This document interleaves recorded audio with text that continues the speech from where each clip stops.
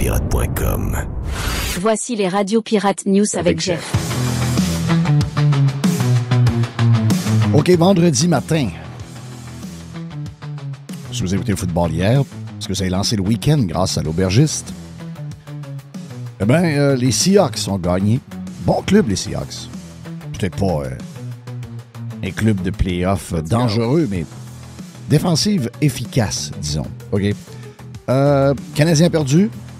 Pas grave. Pré-saison. Testing.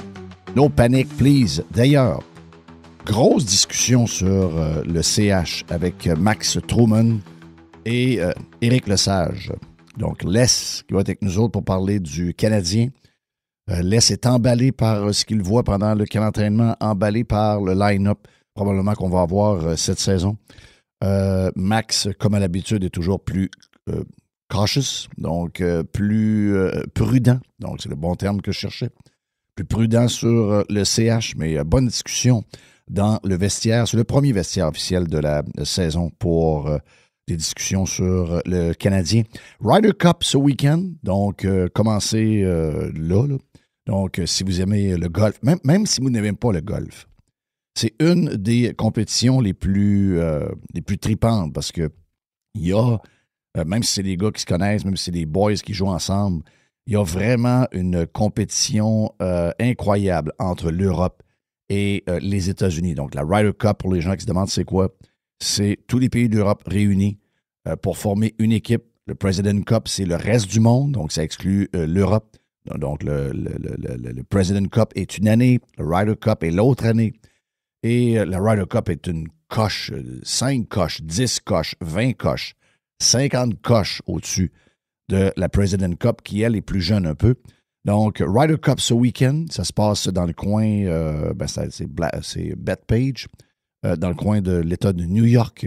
J'ai pas regardé la température, mais je pense que ça s'arrange pour... je sais qu'ils ont eu de la pluie les 2 derniers jours, mais je pense qu'on aura de la belle température pour ce week-end.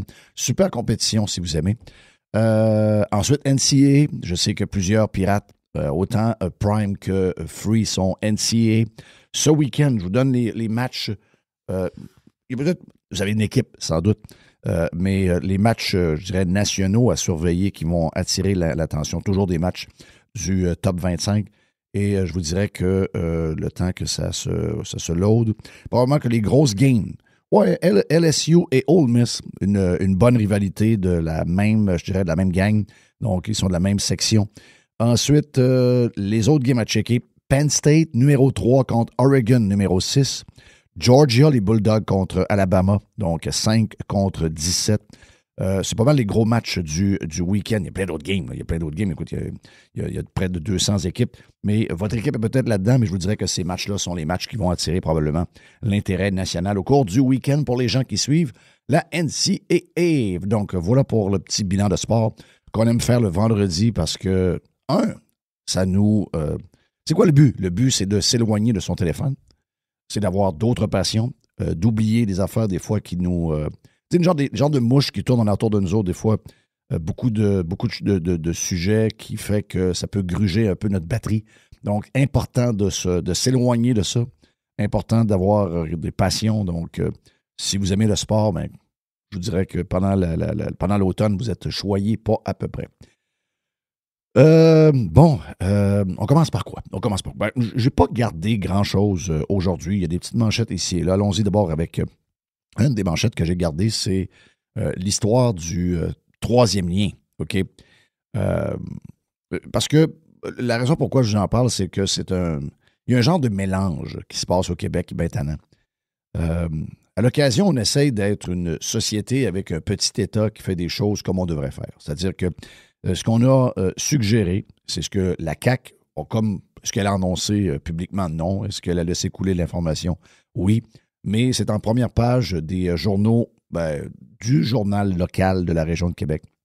Et je pense que ça s'applique à tout le monde, à la grandeur du Québec et même du Canada, parce que là, on nous dit que le troisième lien sera un troisième lien payant. OK? Et vous allez me dire, pour des gens comme nous, c'est habituellement la logique. Donc, tu utilises, tu paies. Je vous dirais que oui et non. oui et non. J'ai déjà parlé de ça, mais c'est important de le redire. On ne peut pas être les deux. On peut pas taxer à l'os, imposer à l'os et après demander aux gens de payer à l'utilisation. Si vous êtes de cette philosophie-là, il n'y a aucun problème. Je le suis également. Je suis plus utilisateur-payeur probablement que la majorité des ours. Sauf que, pas dans le contexte actuel. Vous payez. Tu sais, on a le prix du baril. Donc, le prix du baril de pétrole. On regarde les coûts. Qu'est-ce que ça coûte, mettons. Moi, j'ai regardé pour mon road trip. Je m'en vais dans quelques semaines. À quoi je m'attends comme budget, à quoi je m'attends comme coût de l'essence, du diesel en descendant. Et avec le prix du baril, une des raisons pourquoi les taux d'inflation devraient être plus bas au Québec, c'est qu'on devrait avoir, avec, mettons, une taxe de moins, mettons la taxe du carbone, on devrait avoir un baril, pas un baril, mais un litre d'essence. Avec le modèle québécois, là, mais dans un contexte canadien avec tout ce qui se passe, si on se fie au prix du baril de pétrole et si on se fie à ce qui se passe au Canada, on devrait être aux alentours de 1,15. OK. On devrait être plus bas que ça. OK, on devrait être plus bas que ça. Mais dans le contexte québécois et canadien, si on était une place qui était normale, on devrait payer en ce moment 1,15.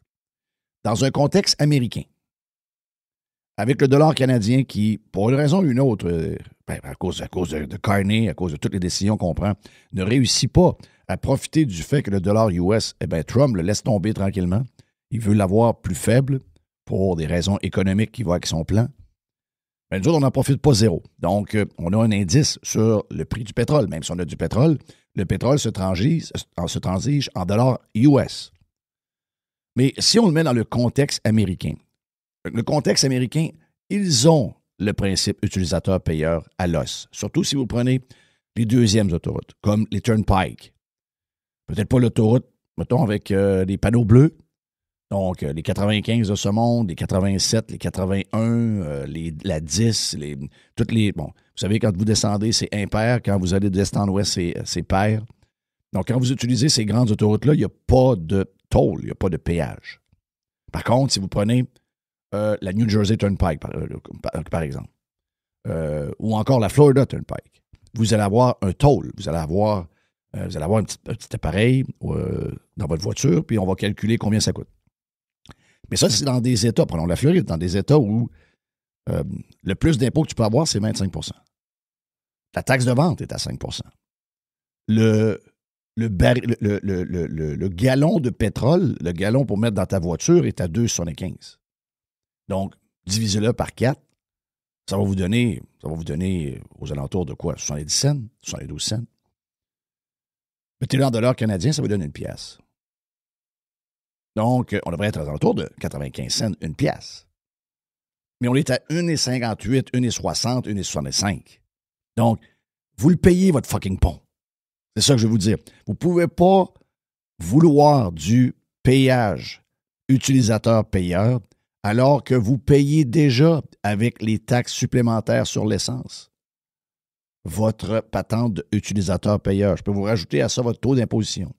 Je peux vous rajouter à ça le double des taxes de vente comparativement ailleurs. Donc, ne dites pas oui à ce que le gouvernement... Est-ce qu'il y a d'autres ponts? Est-ce qu'il y a d'autres ponts au Québec qui chargent? Y a-t-il des ponts dans la région? Ah oui, il y a la 25. OK, parfait. Est-ce que le 25, c'est un pont public ou c'est un pont privé? C'est un pont privé. Ah, ça, c'est différent. Est-ce que vous trustez le gouvernement pour ramasser de l'argent? Est-ce que vous pensez que le gouvernement... Pourquoi le gouvernement a enlevé les péages avant? Et pourquoi le gouvernement a dit, au lieu de faire le péage, parce que nous autres, ramasser l'argent, ça coûte plus cher la ramasser ils ramassaient de l'argent pour rien. Là. Il y avait des péages sur des autoroutes. Et quand il arrivait à la fin de l'année, il était négatif. Bon, nous, on le sait. Les gens qui détestent le gouvernement, vous savez comment c'est une gang d'abrutis. Ils sont capables de ramasser du cash et de faire de l'argent, alors que c'est hyper simple. Ils sont pas capables. Zéro trustable. Vous savez ce qui va arriver. Vous savez ce qui va arriver. Ils ne prendront pas un système qui existe ailleurs. Ils vont faire comme la SAC. Ils vont faire Ils vont faire exactement comme la SAC. Ils vont avoir un système à la sauce québécoise. Et finalement, on va se rendre compte qu'on a engagé, des compagnies informatiques, des compagnies technologiques. On n'a pas voulu prendre le système qu'il y avait à Toronto. On n'a pas voulu prendre le système qu'il y avait au New Jersey. On a voulu avoir le nôtre. Et là, ça va coûter combien? Bien, ça devait initialement coûter 100 millions, mais finalement, ça a coûté 622 millions. Vous le savez, allez pas là. Si c'est une compagnie, si le pont appartient à une compagnie privée, puis qu'on ne le paye pas avec nos impôts, on ne le paye pas avec nos taxes, on ne paye pas avec les taxes sur l'essence. La compagnie bâtit un pont avec son argent, son capital, et elle vous charge 4 piastres quand vous le traversez. Ça, that's the way to do it. Mais le gouvernement, my God, vous leur donnez 160 milliards, ils vous donnent des routes de marde. J'étais hier dans le réseau routier dans la région où je suis. C'est catastrophique, les amis. Le même réseau routier que vous payez à coût de milliards par année via des taxes sur l'essence, via des taxes que vous avez dans votre paye, qui viennent vous chercher sans vous le demander en passant. Des taxes de vente qui sont complètement démesurées, qui nous empêchent d'être une économie respectable et une place respectable. Et malgré ça, on a les mêmes routes qu'on avait en 1972, avec quasiment 3 fois plus de chars ces routes. Et après ça, on se demande pourquoi on fait la queue leu-leu à partir de 3h30 l'après-midi un jeudi. C'est mathématique, les amis. Et ça prend juste des journalistes caves pour faire l'inverse comme calcul, à dire « Ah ben, si on met plus de routes, si on met plus de ponts, il va y avoir plus de chars. » Non. D'après moi, s'il y a plus de voies, s'il y a plus de routes, s'il y a quelque chose alentour de la région alors que tu n'as pas besoin d'aller à l'intérieur puis tu fais le tour avec une loupe, mon feeling, c'est que tu vas avoir un réseau routier qui va être beaucoup plus performant et fluide. Dire le contraire, c'est soit que tu es de mauvaise foi ou tu es un parfait imbécile. Mais c'est ce qu'on a actuellement. Donc, vous avez donné des milliards. Vous donnez aux alentours de 160 milliards juste pour le gouvernement du Québec. Je peux rajouter à ça ce que vous donnez à la SAC. Je peux donner, je sais que la redevance est dans le 160, mais il y a un chiffre d'affaires relié à ça avec des prix qui sont exorbitants. Je peux vous donner le chiffre d'affaires que Hydro-Québec ramasse. Je peux vous donner le chiffre d'affaires que la SAC ramasse. Et vous allez voir que les revenus totaux, je ne parle pas juste des profits, puis des redevances, puis des dividendes, le revenu total que l'État vient chercher dans vos poches. Vous me dites que ces gens-là n'ont pas moyen. D'abord, premièrement, le Christ de pont, il paye trop cher.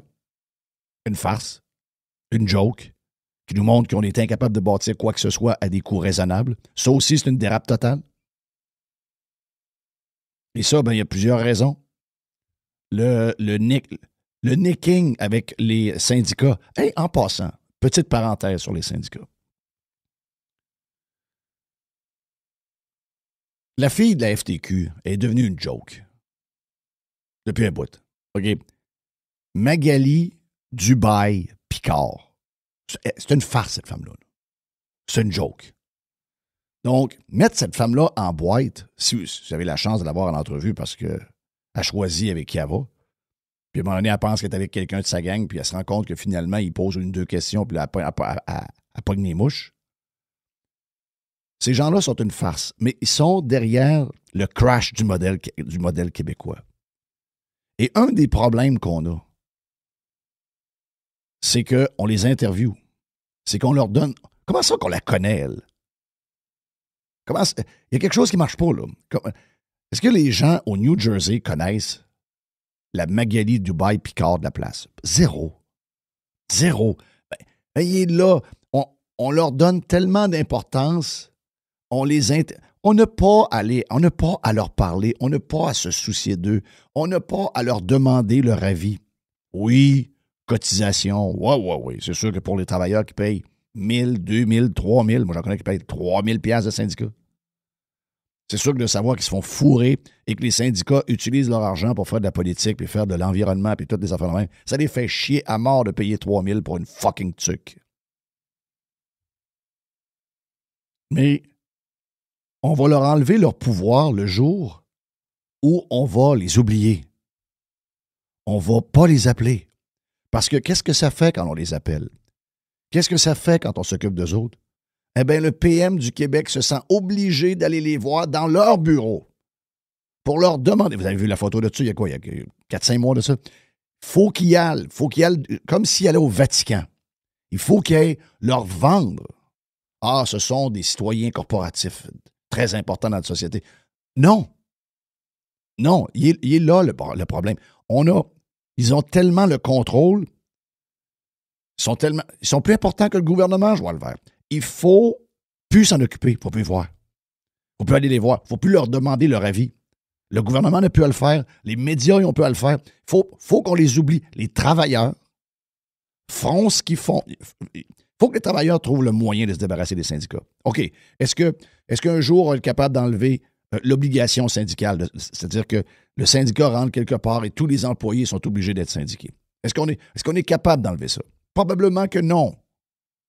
Si on est honnête, probablement que non. Ça va aller en cour, ça va aller en cour suprême, ça va aller ci, ça va aller ça. Puis probablement qu'on va se refaire virer dans nos shorts par nos super juges. Mais c'est le combat des travailleurs, pareil.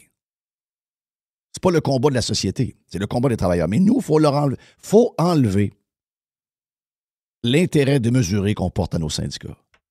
Parce que c'est là où ils deviennent plus puissants qu'ils le sont en réalité. C'est là où le politique se sent obligé d'aller leur baiser les pieds pour avoir leur approbation sur à peu près tout ce qu'on veut faire comme changement. Ils sont tellement rendus puissants que maintenant, bâtir une école de 80 millions, ça coûte 286 millions. Donc, au lieu de bâtir 3 écoles, t'en bâtis une. Tu fais un pont gros comme rien, 2 voies, une piste cyclable, gros comme rien, qui est même pas dans l'eau, je pense. Un peu d'eau quand la marée est haute. Et le pont coûte 2,7 milliards. Et l'autre pont coûte 10. Et la réparation du tunnel est rendue quasiment à 3 milliards. Et la réparation à l'île Autour est rendue à 2 milliards quelque chose. C'est quoi ça? Syndicat, les amis. Main-d'œuvre. Main-d'œuvre démesurée. Main-d'œuvre démesurée. Des gars de garda un peu partout, des cônes, des ci, des ça. Des projets qui coûtent probablement 10 fois plus cher que le vrai prix. Et une des raisons de ça, une des grosses raisons, c'est la mainmise syndicale sur l'État québécois. Donc, si on veut, on ne réussira pas à les enlever. C'est pas vrai qu'on va réussir à les démanteler en leur demandant d'approuver ce qu'on veut, c'est-à-dire, parce que je sais que les travailleurs le veulent, beaucoup de travailleurs ne veulent pas être syndiqués. Mais on ne réussira pas ça. C'est un combat qu'on ne gagnera jamais. Dans la sauce québécoise, sauce canadienne, on ne gagnera jamais ça. Mais il y a une chose qu'on peut faire. On peut agir puis leur démontrer qu'on se calisse de ce qu'ils pensent. On se calisse d'eux autres. Vous viendrez négocier à la fin de votre convention collective, vous viendrez négocier, puis on va regarder comment on peut changer les choses parallèlement. Mais on doit enlever l'intérêt qu'on a pour Magali, Dubaï, Picard, puis toutes les autres. On n'a pas à les connaître. On n'a pas à aller les voir pour leur demander leur avis. On n'a pas à les avoir d'impact. Tout ce qu'ils nous ont amené, c'est de la marde. Pour ça que le 3e lien va coûter, c'est ce qu'on a dit. Il n'y a aucun prix qui est sorti encore.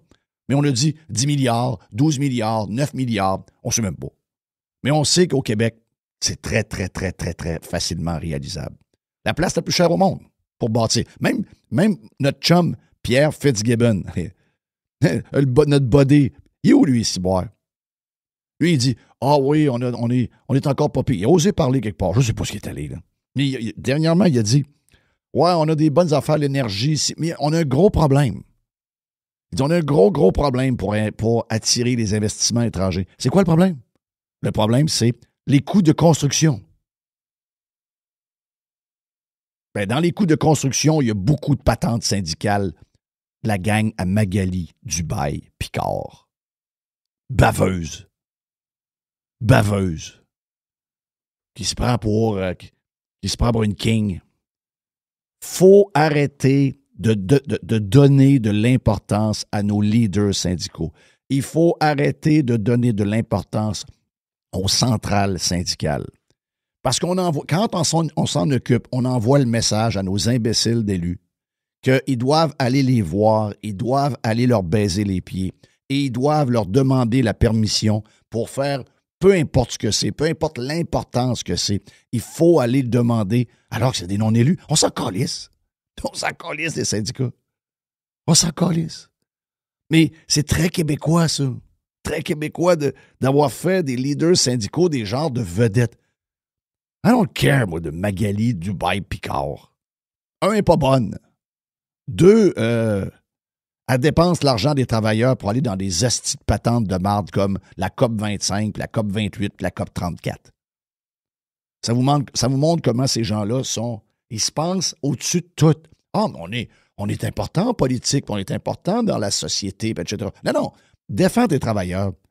Puis j'ai pas à connaître ton nom, ferme ta boîte. Va-t'en dans les réunions de travailleurs, va voir les travailleurs, occupe-toi de ces gens-là. Puis, that's it. C'est ce jour-là où on va peut-être prendre le contrôle. Là, il y a trop de monde qui tire sur les ficelles du pouvoir. Trop de monde. Qui n'est pas sur les ficelles du pouvoir? Nous autres, les citoyens ordinaires. Nous autres, on est zéro là-dedans. Zéro. Mais tous ces organismes-là ont une corde et ils tirent toutes de leur bord. Et c'est pour ça qu'on est fucking même. Donc, voilà pour l'histoire. Mais juste pour finir sur l'utilisateur payeur, je vous le dis, dans une société normale, le pont il est bâti par une compagnie privée. La compagnie te charge 4 $ pour traverser. Il n'y a aucun problème. C'est elle-même qui choisit le kit qu'elle va te donner pour payer avec les affaires sur le dessus qui vont détecter que tu passes en voiture. C'est elle qui va décider. Mais dans un contexte où c'est le Québec qui bâtit, eh bien, le Québec n'a pas à charger rien. Ils vous chargent déjà. S'ils veulent vous charger et mettre des postes de péage, pas de problème. Mais enlevez toutes les fucking taxes québécoises qu'il y a sur l'essence, incluant la TVQ, parce qu'on nous a dit « Ouais, il y a des choses sur lesquelles on ne met pas de taxes parce que ce sont des choses essentielles. » Bien, se déplacer pour aller travailler, c'est pas mal essentiel. Pas mal. Donc, voilà ce que j'avais à dire sur aujourd'hui. Donc, il y a différentes, il y a d'autres patentes ailleurs, il y a d'autres petites affaires ici et là.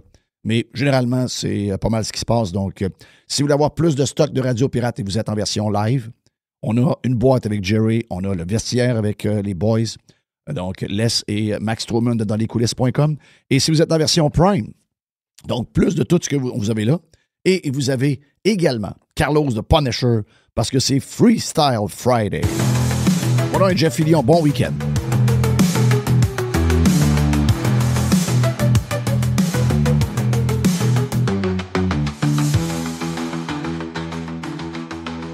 Online, worldwide, radiopirate.com.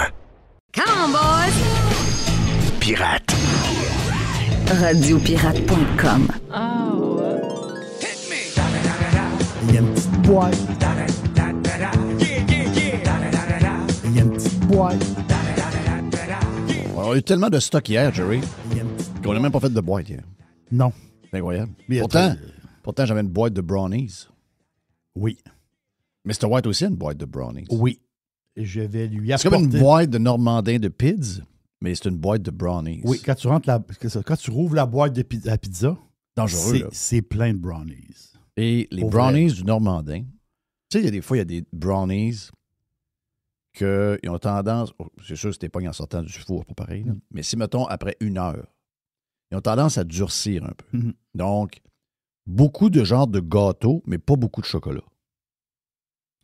Ceux-là du Normandin. Et c'est souvent les grandes chaînes font faire les choses par des compagnies qui font ça pour eux autres. Mais Normandin font les leurs. Excusez-moi, là, ça c'est... Moi, je tiens très type brownies. Des fois, les petits gâteaux, de même, ils goûtent un peu, tu sais, un peu comme ils goûtent un peu le chimique, là, tu sais, le commercial. Exact, là. exact. Là, ça goûte vraiment le choco, là. Oui, Non, ça non, goûte le chocolat. Ah, ça fait un job. Non, c'est extraordinaire. Hey, thank you, la gang. Ça a été tellement le fun. Regarde, on est high après, hein? As-tu remarqué qu'on est high? Oui, parce que les gens ne le savent pas, mais ils nous motivent énormément. Ils nous motivent, oui. Ah, ils nous motivent. Ça se peut pas, là. Donc, c'est juste magique. Regarde, on tripe bien raide. Donc, on vous a salué, la gang. Les gens qui étaient sur... je sais que les gens qui ne sont pas membres de Radio Pirate n'ont pas entendu parler de ça. Parce qu'il y a quelqu'un qui me dit « Hey, j'ai entendu que... Je ne l'ai pas entendu sur Radio Pirate. » Il dit « Moi, je suis un pirate cheap. » La raison, c'est que on essaie de faire ça avec nos membres parce qu'ils payent. Puis, tu sais, mettons qu'on a 150 places, puis là, ben, après 90 places, on a de la place. Là, je l'aurais dit au live, mais avec le Prime, juste avec le Prime, on a foulé ça en 1h30, 2 heures, même pas. Là. Donc, c'est juste parce qu'on retenait les places pour être sûr de ne pas perdre le contrôle. Puis, c'est ça. Donc, ça n'a pas donné. Donc, peut-être qu'à un moment donné, on fera un événement uniquement pour les gens sur la version cheap de Radio Pirate. OK? Tu remplis une salle de cheap? Ouais. Ça peut être une idée, ça, à un moment donné, de faire ça. Mais là je vais avoir du bougonnage de gang sur Prime. Mais ils vont comprendre. Le but, c'est de convaincre des gens sur la version cheap de devenir des membres Prime. Donc, c'est un long combat, mais on réussit avec plusieurs. Jerry, qu'est-ce qu'on a dans la boîte pour commencer? Je sais que c'est une boîte à pizza, donc beaucoup de choses, j'imagine, mélangées. Tout à faire mélanger. Il y a un peu de brownie à travers. Oh, ça, j'aime ça beaucoup. Tu as parlé cette semaine du le projet pilote, un peu insignifiant. Là. C'est le projet pilote. Ici, on est fort sur les projets pilotes. Quand tu dis projet pilote, c'est toujours le gouvernement. C'est carrément ça. Mais un projet pilote, ça ne marche jamais. Les autres, ils veulent tester pendant. T'as peu. C'est pendant 2 ans, ils veulent tester l'ouverture des magasins la fin de semaine. Donc, c'est samedi, dimanche. Non, samedi, dimanche, ça ferme à 17h, les magasins. Là, ça va être jusqu'à 20h. Puis là, tu avais parlé de Saint-Georges, mais tu as Laval et Gatineau. Donc, tu as 3 places. Saint-Georges, Laval, Gatineau. Donc, jusqu'à 20h le samedi et le dimanche. Et le projet pilote va durer 2 ans. C'est spécial, pareil. Là. Donc, ça commence le 2 octobre. Je comprends, mais moi, je comprends pas je comprends pas que le gouvernement a besoin de mettre des heures. Je comprends pas. Je comprends pas pourquoi le gouvernement a besoin d'être partout pour décider tout. Si je veux que mon commerce ferme à 10 heures, qu'est-ce qui manque? C'est quoi l'histoire? Je comprends pas là-dedans. Y a-t-il un règlement pour l'ouverture? Les heures d'ouverture? Je sais pas. Ça a l'air que oui. Ben, les centres de rénovation, ils rouvrent plus tôt. Pour les constructeurs. Pour les constructeurs. Mais pourquoi ils les empêchent pas de rouvrir plus tôt? Les constructeurs, ils se lèvent de bonne heure puis ils travaillent. Ils ont besoin d'y aller. Là. Ah oui, les chantiers ouvrent à 7 heures puis ils ferment à 3 heures. Go! Mais y a-tu quelque. Je ne sais pas si c'est écrit dans la loi, mais OK, si tu es un centre de construction, tu peux rouvrir plus de bonne heure. Je ne sais pas les détails. Là. Moi, je suis un anti-gouvernement. OK? Je veux dire, je suis un anti-gouvernement pour de vrai. Là. Moi, je suis un vrai anti-gouvernement. Je comprends pas. Oui, c'est des affaires, me dire OK, ouais, essaie de me vendre ça. OK, peut-être. Mais ça, c'est quoi l'histoire des heures? Ça, c'est une patente un peu européenne, je trouve. En Europe, le commerce est réglementé. C'est fatigant. Les ventes. Tu peux pas faire. Moi, je veux faire des ventes. Mais je regarde l'état de l'économie. Je voyais des chiffres aujourd'hui sur l'état de l'économie puis toute la patente. S'il y a une gang qu'on ne peut pas copier, c'est l'Europe. Non. Ils sont très gouvernés pour des affaires. Pour d'autres affaires, zéro. Des affaires, là, des patentes d'alcool, puis nous autres, on est coincés là-dedans dans nos patentes de bizarres. Ouais. Autres, sur des affaires, d'autres sont lousses. Sur d'autres choses, ils sont coincés. Sur des patentes de commerce, ça pue de crime de bon sens. Puis ici, moi, je pense qu'un jour au Québec, puis j'en suis convaincu qu'un jour au Québec, il va y avoir des lois pour les ventes. Les rabais, là. Il va dire, ah non, le temps des rabais, ça va être le mois de juillet. Tu peux pas faire des rabais pour... moi, je veux faire des rabais au mois de mai. Non, tu n'as pas le droit. Tu n'as pas le droit d'annoncer des ventes au mois de mai. Ça fait la même. Là. Moi, je dis que ça va arriver, ça. Le gouvernement est dans nos vies. Là. Ça va arriver. Hey, en parlant de gouvernement... là, ils sont en coupure de poste de fonctionnaires. T'sais. Là, tu as Jonathan Julien Tilou. Jonathan Julien qui sort, là, il dit il va avoir 200 postes au ministère des Transports. Il est rendu là, lui, Julien, je pense. Après ça, Bernie Drainville, il va avoir 134 postes au ministère de l'Environnement. Parce qu'il est rendu là, lui. Le ministère de la Culture, le ministère de la Culture, il donne un coup, là. Il va avoir 15 postes. La CNESST, oui, il frappe fort. 250 postes. La régie du bâtiment. Oh, la régie du bâtiment. Non, eux autres sont en mode, les autres, ils vont en éclairer 9. Après ça, la régie des alcools et des jeux. Tu sais, la régie insignifiante, là. Eux autres, ils vont couper 5 postes. Même Recyc Québec. Hey, Recyc Québec, c'est toute une histoire, ça. Ils ont dit qu'elle allait couper. T'es pas obligé de l'annoncer, là. T'es pas obligé de le dire, mais ils le disent. Hey, nous autres, on va faire attention, on va couper 2 postes. Ce que je veux dire, là, c'est que là, c'est comme si le gouvernement, la CRAQ, OK? C'est comme si la CRAQ annonçait des affaires, là. Hey, nous autres, là, hey, on met nos culottes. Là, on gouverne. On fait attention à l'argent. Puis là, les jobs superflus, c'est insignifiant ce que vous faites, là. Dans le sens que, c'est correct, là, mais je veux dire, le gouvernement, c'est engraissé depuis, une décennie à un rythme incroyable. Puis là, tu dis que je vais couper 9 postes à la régie du bâtiment, puis il faut s'énerver. Êtes-vous malade? Ouais, ils sont malades. Je veux dire, êtes-vous malade, là? Moi, si tu me dis, hey, au total, là, hey, c'est terrible. Au total, là, ils vont couper 2000 employés. Hein? Moi, je pensais que tu allais me dire 20 000. Non, c'est 2000. Ah, 2000. T'es pas obligé d'en parler, là. Ça veut dire, ça, c'est du ménage, là. Non, mais c'est juste pour le show, là. Ça, c'est juste pour le show. Tu sais, les longs jeux de mur, là, il y en a partout, là. Fait que Chris, rentre dans la bâtisse du gouvernement, accote-toi sur le mur. Il y en a un qui va te foncer dessus, lui, il met les dehors. Mais il y en a 20 000 à mettre dehors. Là. Oui. Et Christophe, arrivez pas avec 2000 employés puis dire que la régie des alcools et des jeux vont en clairer 5. Là. C'est pas ça que ça prend, là. Ça prend beaucoup, là. La CAQ, là, c'est ça. Ça prend beaucoup, beaucoup, là. Hey, je lisais, je pige dans ma boîte, puis je ramasse un petit brownie. Je lisais, tu sais, dans les agences immobilières au Québec, il y a plusieurs agences immobilières, mais les plus gros, en nombre de c'est l'AI qui m'a donné le renseignement. En nombre de courtiers, les plus gros, c'est Remax, Royal Lepage, je vois dans l'ordre, le groupe Sutton et Via Capital. C'est les 4 plus gros, oui. Les agences immobilières. Puis je lisais justement, c'est Royal Lepage qui a sorti un genre d'étude, un genre de sondage. Et c'est ce que je me doutais. On en parle avec Steph Bruyère. OK?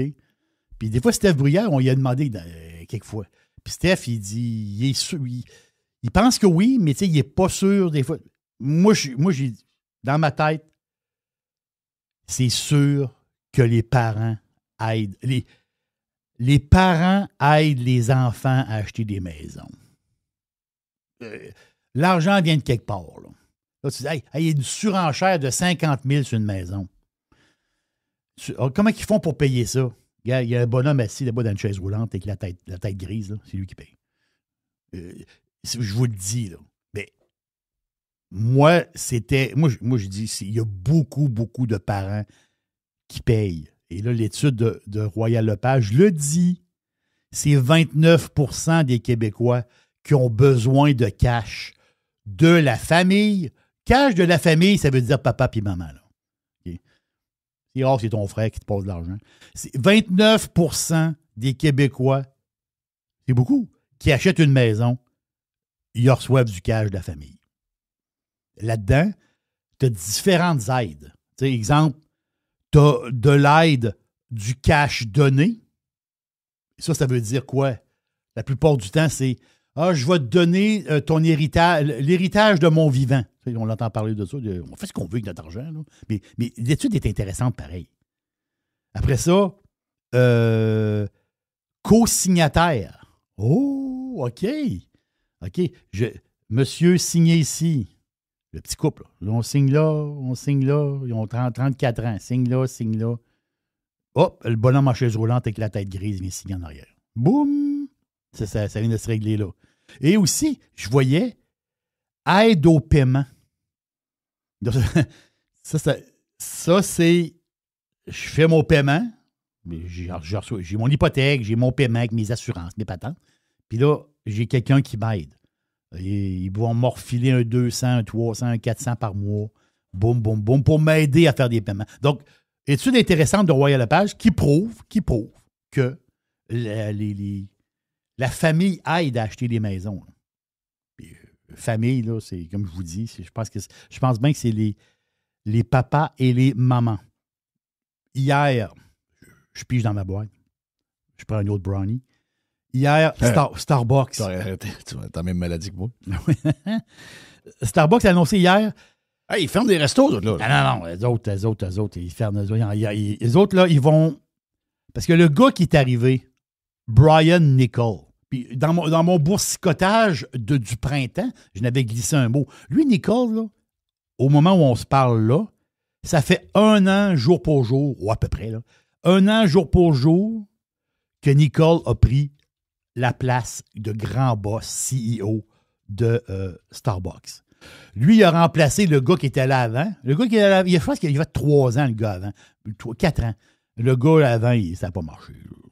Ça n'a vraiment pas marché. Là, ils l'ont tassé. Boum. Là, ils disent, on va prendre Nichols. Mais c'est qui ça, Brian Nichols? Nichols, là, c'est l'espèce de genius en arrière de Chipotle Mexican Grill. OK? Oui, c'est ça, tu l'avais dit, ça. Chipotle, dans l'histoire de Chipotle, il y a comme 3 grandes marches, si on peut dire. Tu as le début, tu as le milieu, et le boom, le gros, Chipotle était gros, mais le gros boom de Chipotle, c'est Brian Nichols qui a grimpé cette business-là. Et c'est lui, by the way, avant d'être avec Chipotle, il était avec Taco Bell. Le gars, c'est pas un 2 de pique. Là. Le gars, c'est un... La restauration, il connaît ça. Là. Lui, il est 2 pieds là-dedans là, depuis tout le temps. Là. Donc, Nicolas, c'est lui quoi faire. Il sait quoi faire. Et là, justement, ils vont fermer des comptoirs. Je dis des comptoirs, des restaurants et des comptoirs. Il y a beaucoup de comptoirs, hein, Starbucks, des petites affaires, des places. Là. Je savais pas qu'il y a beaucoup de... tu sais, mettons, tu rentres dans un Target. C'est un Starbucks. Il y a dedans, il y a un comptoir. Oui, il y a un comptoir. Mais tu sais, c'est arrivé, là, récemment, il y a quelqu'un qui a demandé de quoi, puis il marque toujours un petit mot sur le café. Oui. Puis on dit, l'employé avait marqué tiens, racist, right, pas tant de choses, à une femme. Une fille de 35 ans à peu près, là, qui n'avait pas l'air de ça pas tout. Juste parce qu'elle a commandé une patente de Kirk, je sais pas trop quoi. Là. Le message était dégueulasse. Donc l'employé était mis dehors. Mais Starbucks a dit, on a dit à notre genre de franchisé parce que le comptoir, il est opéré par Target. OK. Tu comprends-tu? Moi, je pensais que c'était tout du corpo. Non. Mais ça ne l'est pas. Ça ne l'est pas. Non. Ça ne l'est pas. Donc ouais, c'est ça. Quand j'étais à l'aéroport de Montréal, puis tu as le Starbucks, là, dans le hub, là, où tu prends les Air Transat, là, au bout du bout. Là. Puis, je commande un café, puis là, je dis mon nom. Tu sais. À un moment donné, j'attendais, puis il y a du monde. Il y a un line-up pour avoir un café. Là. Ça finit plus. Je ne sais pas c'est quoi le vente par année à ce comptoir Starbucks-là. Ça doit être incroyable. Ça n'arrête pas. Ça n'arrête jamais. À un moment donné, la fille, elle crie, elle cale les noms. Là. Puis elle disait Klaus. Elle criait de même. C'est quoi ce criage-là? C'est criage-là. Mais... Elle criait mon nom. Mais c'est le nom de mon père, Claude. Donc, elle criait mon nom. Moi, j'avais dit. Parce que. OK, comment qu'elle disait ça? Klaus. Ah, c'est à Montréal, là. Ah oui. C'est à New York, mais ils vont dire Claude. Ben oui. C'est si boire. Là, j'étais assis pas loin de là. Puis à un moment donné, après 20 jappements, je clique. Hein? Christophe, c'est mon café. Non, je te dis, la fille était à moitié hystérique. Calme-toi. T'es pas capable de nommer un nom comme du monde. C'est calme-toi, non? Je sais pas. Moi, c'est peut-être un Allemand à côté de moi qui commande un café et il s'appelle Klaus. Je sais pas, moi, Criff, là. C'est pas bonne. Non, Christophe. Non, des fois, ils l'ont pas, là. Des fois, ils l'ont pas. Donc, Starbucks, le ménage. Ils vont fermer les non performants. Et parce que Starbucks ont de la compétition, là, OK? Il y en a plusieurs. Il y a beaucoup de compétitions. Dutch Brothers, qui ont quand même 1100 restos dans 20 États. C'est un genre de mini-empire du café qui grandit, coté en bourse. Et aussi l'autre, le petit, que personne n'entend parler, très présent dans l'Ouest, mais qui s'étend tranquillement. Black Rock Coffee, BRCB, qui vient de rentrer à la bourse là, il y a quoi, 3 semaines ou à peu près. Donc, ils sont tannants. Black Rock, il n'y a pas trois restaurants, là. Il y en a plusieurs. Fait que c'est des petits tannants. Pourquoi c'est des petits tannants par rapport à... C'est gros, mais par rapport à Starbucks, ils sont pas gros. Mais je veux dire, ils sont là pareil, puis ils grandissent. C'est ça. Mais à un moment donné... Starbucks, ça a commencé petit. Là. Ça a commencé petit. Et là, Brian Nichols le dit, il faut ramener le côté cosy, confortable. Ouais, confortable. Donc, chaleureux. Quand tu vas chez Starbucks, il y a toujours une réputation. Tu sais, quand tu vas là, tu te sens bien. It's cozy. Cozy. Ça, c'est cozy, pas cozy. C'est cozy. On dit cozy. Donc, ramener les mugs, les tasses. Les tasses. Donc, si tu bois là, tu peux avoir une tasse. Ressortir les tasses, donc offrir la tasse. Il y a beaucoup de monde qui aime ça, boire dans une tasse. Une tasse en céramique, là. Une vraie tasse. Donc, je le prends là, mon café. Pourquoi j'aurais un verre en carton? Je le bois là. Il veut ramener les tasses à la grandeur. Il y avait quelques Starbucks qui avaient des tasses, mais là, il veut remettre ça. Il veut remettre ça chaleureux. C'est le but de Brian Nichols. C'est sûr que le stock en bourse, ça veut dire... Il a mangé ses bas, Starbucks, c'est vraiment ça. A mangé ses bas. Il a fait un comeback. Là, il a redescendu. Mais c'est un empire. C'est un empire. En ce moment, on va dire que l'empire boite un petit peu, mais ça peut être quelque chose pour le moyen long terme pour les boursicoteurs. Mais on ne fait pas de recommandation d'achat, c'est sûr. Hey, je sais pas si tu as vu ça. Est-ce que tu penses que la fille... Est-ce que tu penses que c'est vrai qu'il y a une fille qui a manqué mourir après avoir mangé des Tylenol pendant qu'elle était enceinte? Elle aurait bu quasiment une citerne de Tylenol. Ah, parce qu'on a vu les vidéos de cave, là. Ah oui. Mais à chaque fois qu'il y a une affaire, je me demande tout le temps, ouais, la femme de mon frère, de mon ami a manqué mourir. C'est souvent sur les... C'est dur à vérifier, cette affaire-là. Je peux pas croire qu'une fille s'est intoxiquée au Tylenol. Juste pour faire un point puis montrer comment folle elle est d'être aussi anti-Trump. C'est complètement cave. Ça se peut pas, là. Si c'est vrai, elle, faut ils vont la guérir. Il y a un gars qui l'a mis enceinte, là. Oui. Moi, c'est au gars que je pense. C'est ça. Ils vont la guérir. Si c'est vrai, ils vont la guérir. C'est sûr bonne chance au bébé. On s'entend. Sa mère est folle. Mais puis le bébé, en fait, compte. Oui, en plus, ça se peut qu'il y ait un bras dans le front. Même si les Tylenol sont pas. Même tu dis, il n'y a pas de danger. Mais le problème, c'est qu'il n'y a pas de danger pour la consommation normale. Ouais. Si tu manges une citerne de Tylenol, à un moment donné, ça. Ouais, mais Tylenol, ils n'aiment pas ça, les femmes enceintes qui prennent du Tylenol. Ils l'ont dit, eux autres même, 2 fois. Là, Je sais. Ils l'ont dit en 2017, ils l'ont dit en 2020. Oui. Mais là, c'est Trump qui le dit. Puis le gars d'Harvard, là, le genre de dean du département de sciences médicales, d'après moi, il n'est pas si cave que ça. Là. Harvard, Harvard, c'est probablement plus petit que l'UQAM. C'est probablement moins coté que l'Université Laval. C'est probablement moins coté que l'Université de Montréal. Mais je veux dire, Harvard, ça doit être quand même quelque chose. Oui, là. c'est quelque chose. Je dis ça de même. Donc, le dean, il y a un dean d'université, là, le top, le dean. Puis dans chaque gros département, il y a un dean aussi. Mais Harvard sont supposés être corrects parce que dans le temps, il était très woke. Ouais. C'était extraordinaire. Ouais, comment ça donc? Ah, moi, mais c'est John Hopkins, c'est toute une place. Ils ont fait des affaires bizarres pendant la COVID. Ah ouais, c'est ce qu'ils ont fait de bizarre pendant la COVID. Ça, c'est pas mal avéré tout vrai, ce qu'ils ont raconté d'ailleurs. Te rappelles-tu la conférence avec les médecins avec la chienne blanche? Tu sais, pendant la COVID, on a dit, ils ont fait une conférence où ils ont dit enough is enough. Ils ont tous passé pour des crises de fous. Là. Les médias, ils ont passé au cash un après l'autre. Finalement, après 2, 3, 4 ans, il y avait tout pas mal raison sur tout. Donc, la science avait raison, mais pas celle que vous pensiez. Ben, sur l'histoire de Harvard, c'est pareil, là. Oh là, c'est n'importe quoi. Ouais, mais là, Harvard, aimez-vous... Est-ce que c'est sérieux, Harvard, ou c'est pas sérieux, là? Ivy League, les grandes universités. Ivy League, les grandes, les meilleures, les best. Harvard, Callis. Le dean du département de sciences, il dit ouais, Tylenol, autisme, femme enceinte, ça commence à ressembler pas mal à un lien direct. On va aller plus loin, là, mais ça ressemble pas. Je pense qu'on est sur le bon chemin. Mais moi, si ma femme tombe enceinte, il est trop tard. Mais elle pourrait, en passant. Oui. Ma femme pourrait, pas encore. Ma femme a 56 ans et elle est toute neuve. Donc, si elle avait un chum. Moi mes spermes sont en chaise roulante. Oui, mais un autre gars, mettons. Moi, j'ai été. Mettons que ta femme te laisse, puis là, mettons elle fait sa vie avec un gars de 39 ans. Avec un gars de 39 ans, elle peut quasiment tomber enceinte. Oui, beau gars de 39. Exact. Donc, si, mettons, elle tombe enceinte, je dis, ou ma fille, pas de Tylenol, là. Non, c'est pas la question. C'est ça que je comprends pas. C'est pas la question. La question, c'est, on prend-tu la chance? Tu sais, il y a quand même lui, le gars d'Harvard, il y a lui, John Hopkins, il y a lui de Yale. Mais le fond d'histoire, tu le sais, Jeff. C'est le messager.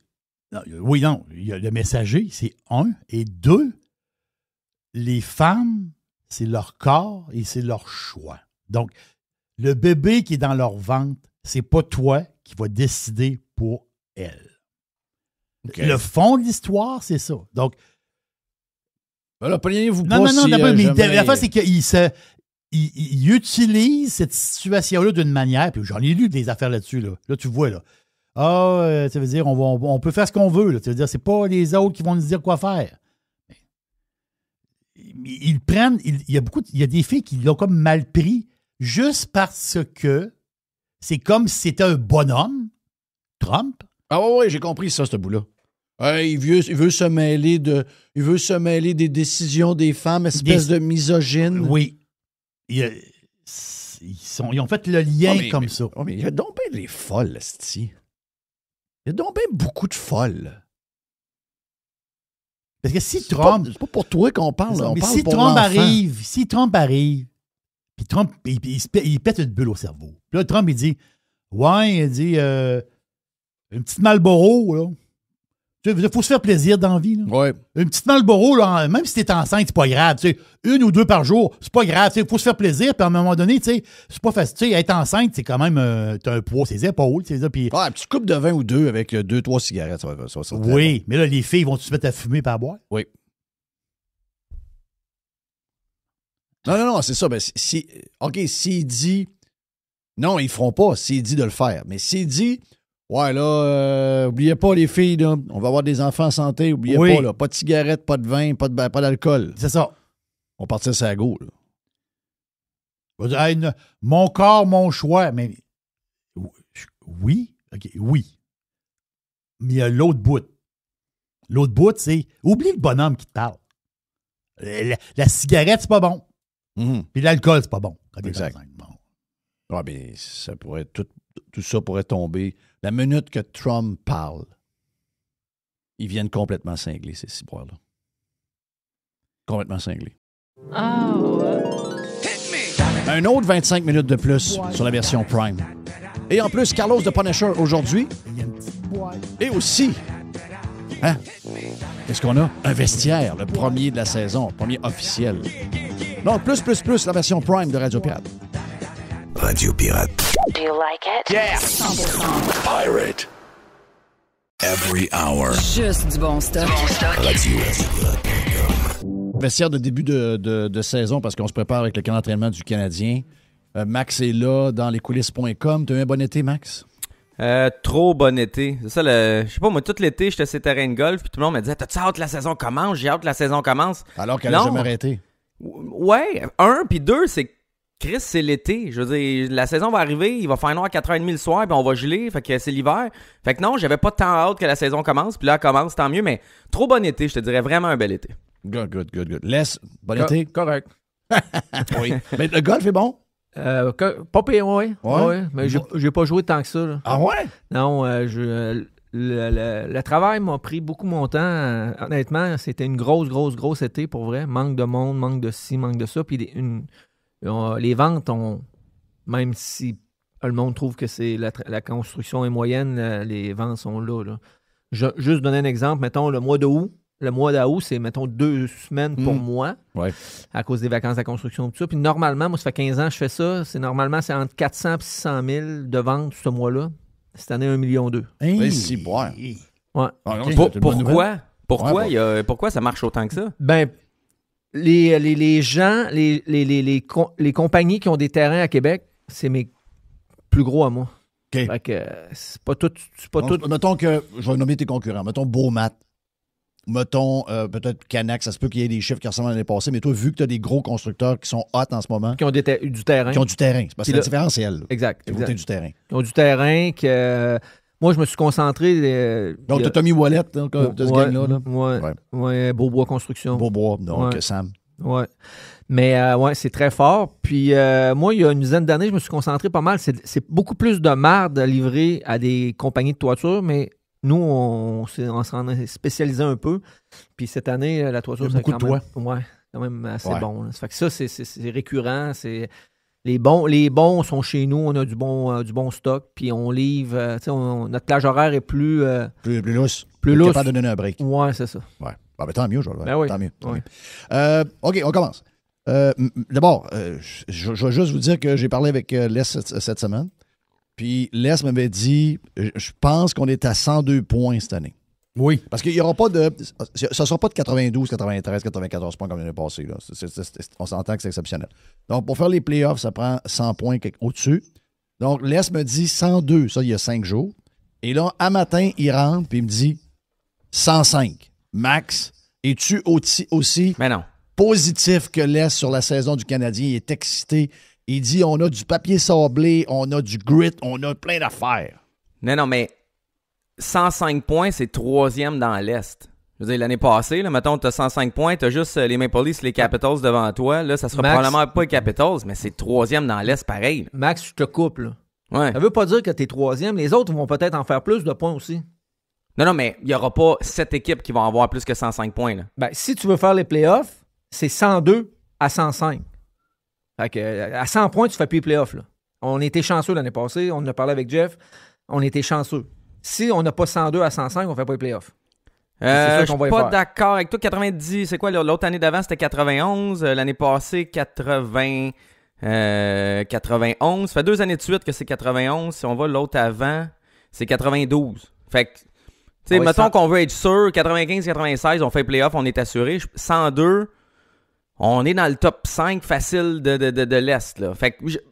Moi, le seul crainte que j'ai, c'est que c'est une équipe qui est meilleure que l'année passée, mais c'est une équipe qui est plus jeune que l'année passée. Puis on a beau pas triper sur Dvorak, Armia, puis des David Savard, etc., qui sont partis, là, ils ont des forces-faiblesses. Mais on a quand même perdu de l'expérience. Puis je pense que cette année, on va gagner de l'expérience qui va payer l'année prochaine ou l'autre. Je pense qu'il y aura des parties de la saison où on va être encore un peu jeune ou un peu green pour le calendrier de l'année. Tu parles de Savard, quel départ qui te dérange le plus au niveau d'avoir de l'expérience puis des joueurs qui calment les jeunes. Savard, c'est sûr. Puis Dvorak, j'étais pas un fan fini, mais on l'envoyait souvent prendre la première mise en prolongation. Puis on lui faisait confiance. C'est notre meilleur centre au cercle des mises au jeu gaucher. Là, on n'en a pas. Notre meilleur centre gaucher, c'est peut-être Newhook. Fait que, tu sais, je pense qu'il manque des morceaux pour que cette année, ça paye. Je dis pas qu'on ne sera pas en série. Je pense qu'on va les faire. Mais je pense qu'on va être trop green pour qu'on atteigne tout de suite les objectifs que l'Est s'est fait, là. Oui, mais laisse le partisan, là, tu veux dire... Vous autres, vous n'êtes pas des vrais partisans. C'est ça la différence. Ben moi, j'ai un chandail avec un chat dessus, là. Oui, c'est ça. Donc, important. Je veux dire. Mais je souhaite quand même que ça aille bien, là, mais je veux dire, là, mon évolution est terminée, ma transformation. Il y a des gars qui deviennent filles, puis ça prend, il faut que tu commences à prendre des bloqueurs, après ça, tu commences à prendre des pilules pour des hormones. Puis après ça, il y a un médecin qui arrive, qui t'arrache le morceau, le tuyau, puis après ça, il te met un genre de trou. Non, moi, je suis rendu au trou. Là. Je te dis, j'ai mon chandail, donc je m'affirme. Mais des fois, les points... Des fois, les points aussi, tu sais, c'est... Des fois, les chiffres, on peut voir ça différemment. Toi, c'est le nombre de victoires que tu vas regarder. Ben, l'affaire, c'est que, tu sais, les Panthers... Y a-t-il une grosse différence entre les Panthers qui ont gagné la Coupe, là, puis le Canadien? Tu sais, dans nos têtes, là, tu dis, OK, il n'y a pas pire différence. Mais dans la saison, il y a eu 7 points de différence.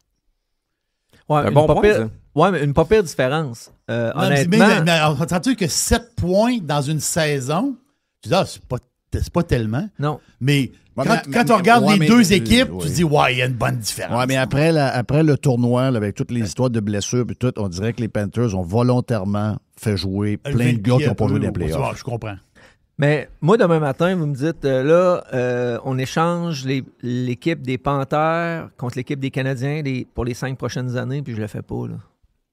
Panthers, là, ils sont vieillissants, là, ça s'en vient. Ben non, là. c'est une des équipes les plus jeunes. Non, pas en tout. C'est Ben qui oui. le corps? C'est qui le corps? Ben, c'est tous des gars jeunes. Qui?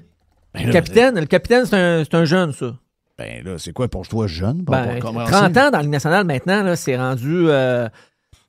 ça va vite, là. Honnêtement, là, le prime d'un joueur, avant, c'était de 30 à 35. Maintenant, ils disent que c'est de 25 à 28. L'Est, c'est un bon point. Le Barkov, jeu. 30, Tkachuk, 27, Reinhardt, 29, Bennett, 29, Verhaeghe, 30, Marchand, 37. Je veux dire, les meilleurs attaquants sont vieux. À défense, c'est la même chose. Jones, 30, Ekblad, 29, Forsling, 29, Mikola, 29, Kulikov, 34. Devant un but, c'est Bobrovski, 37. L'Est, c'est un excellent point. La Jeff, seule sont jeunes, chose qui fait Non, que... ils sont jeunes. C'est une équipe jeune. Non, mais la seule chose, c'est que les Panthers vont toujours attirer des bons joueurs. Toujours. C'est ça l'affaire. C'est que les Panthers vont se renouveler, puis ils vont aller chercher d'autres bons joueurs Ben, parce que le Marchand monde l'a veut dit la jouer semaine là-bas. passée. Marchand l'a dit la semaine passée. Pour qu'une Ouais. équipe accote les Panthers, maintenant, vu que c'est la même chose pour le Lightning, vu que quand tu as une organisation qui est sérieuse, qui est gagnante, puis qui est bien structurée, les joueurs sont gâtés, bien là, si tu veux concurrencer les Panthers, faut que Toronto ou Montréal arrive avec une offre 15% à 20% plus haute. Ouais, Tabarnak. ben ça fait longtemps, ça. Ouais, mais non! Parce qu'avant, les organisations de Floride, c'est des organisations de marde. Ouais. Donc, Ouais. tu sais... Mais c'est à New York. Tu sais, si tu avais le New choix. York, t'as pas cette différence-là de Non, 15 à 20. mais si tu voulais attirer un joueur pour le Canadien versus New York, il fallait que tu en mettes plus parce que, tu sais, Ouais.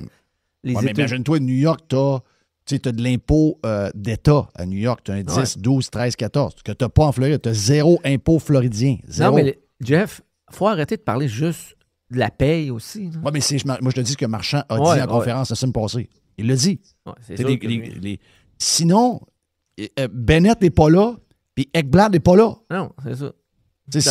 C'est un point qu'il faut... À un moment donné, il faut voir que quelqu'un en parle de ça. Christophe, Régent en parle depuis des années. Il dit, Chris, si on veut concurrencer tout le monde, là, il y en a qui disent, ah ouais, mais ce qu'on va faire, c'est qu'on va donner un break aux Canadiens. Non, on ne donne pas un break aux Canadiens, puis on ne donne pas un break à Ottawa, puis on ne donne pas un break à Toronto. On donne un break à tout le monde. Et en Floride, c'est pas des équipes de hockey qui ont un break, c'est le monde. C'est les entreprises, c'est le monde, c'est tout le monde. Exact. Donc, ce que je veux dire, c'est juste le reflet. Si un jour, on veut faire partie de bâtir une dynastie, une équipe qui gagne pendant 3-4 ans, ben on a un problème de société à adresser. Ça nous pète d'en face. Regarde, sont-ils encore là, Dallas? Dallas sont encore là. Oui. Hein? Ben oui. Puis, il va y avoir Houston tantôt. Nashville, ils se sont trompés. Ils ont signé juste. Mais Nashville, ils vont venir. Nashville aussi, ils n'ont pas d'impôt. Je suis pas sûr qu'ils vont se tromper cette année. Là. C'est pas sûr? Cette année, ils vont mettre les bouchées doubles. Bon, je ben, pense. eux autres aussi ont un avantage fiscal. Ouais. Tu sais, à un moment donné, il va falloir que si on veut pas juste être dans la ligue pour essayer de faire les playoffs, il va falloir que cette patente-là, je comprends que c'est plate à jaser, mais c'est quand même dans l'équation un point important. Non, mais c'est un avantage. C'est un avantage qui existe. Est-ce que ça veut dire qu'à 100% du temps, les villes qui ont moins d'impôts vont battre les villes qui ont plus d'impôts? Non. Mais sur le long terme, dans un gros échantillon, c'est un avantage qui change. C'est sûr que si on prend, mettons, je sais pas moi, 10 ans dans NHL ou 20 ans, je sais pas c'est quoi un gros échantillon, mais les équipes qui ont moins d'impôts vont être avantagées.